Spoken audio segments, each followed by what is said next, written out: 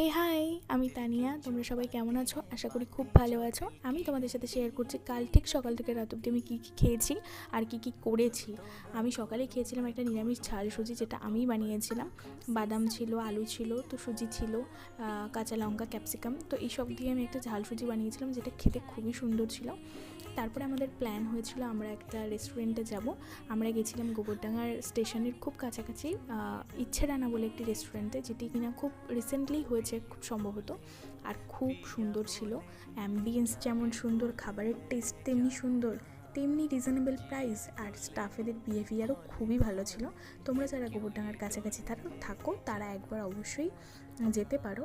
আর তো এইসব করার পরে আমাদের দুপুরটা তো বেশ ভালো কাটলো। তো যাই হোক, এই যে আমাদের খাবারের ছবি তোমরা দেখতেই পাচ্ছ কতটা দেখতে কতটা সুন্দর।